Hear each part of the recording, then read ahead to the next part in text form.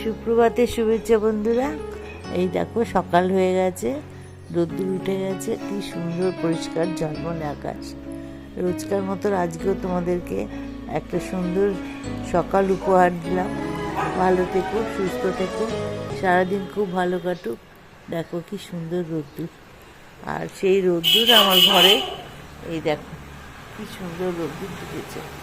ঠিক আছে, আমি একটা চা নিয়ে বসেছি, রোজকার মতন একটা চা গ্রিন টি নিয়ে বসে গেছি, খাবো। ঠিক আছে, আর তোমাদের খুব ভালো থাকার সুপ্রভাত জানাই। সুস্থ থেকো, ভালো থেকো, সবাই খুব কাজে থাকো। আজকে শনিবার, সবই তাড়াতাড়ি বাড়ি ফিরতে পারবে। আজকে মনে হচ্ছে সবারই প্রায় হাফ ডে, নাকি?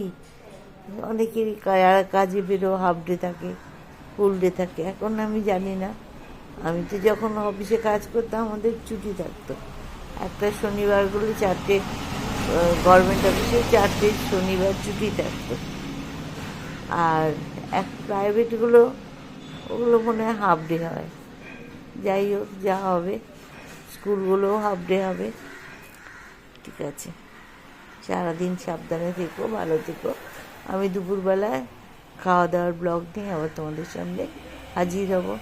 ঠিক আছে, ঘরটা কেমন সাজাচ্ছি দেখো, ভালো লাগছে? দেখো কেমন করেছি, ঘরে সব পুতুল দিয়ে সাজিয়েছি।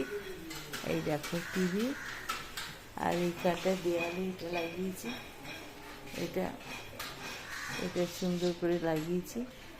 ভালো হয়েছে, সাজানো হচ্ছে টুকটুক করে। আর এই হচ্ছে আমার ঘরের চারপাশটা রোদ্দুর, এই মোটামুটি সাজানো হয়েছে। এবার হবে আস্তে আস্তে, একা একা করা তো, ওই জন্য একটাই ভালো, শুধু একদম রাস্তার ওপর সুন্দর সকালবেলায় রোদ্দুর ঘরে ঢুকে যায়, ভালো লাগে। বেশ বসে থেকে বয়স হচ্ছে তো এখন, এখন এই রোদ্দুরটা গায়ে লাগালে শরীরটা সারাদিনের মতো তরতাজা হয়ে থাকে, বেশ ভালো লাগছে। তাই তো চাইবে তোমরা, বলো, যাতে আমি একটু সুস্থ থাকি, তোমাদের বন্ধু যেন সুস্থ থাকে, এটাই তোমাদের কাছে, এটাই কামনা করি। বেশ, আজকের মতো তোমাদের কাছে রাখি, ভালো থেকো সবাই।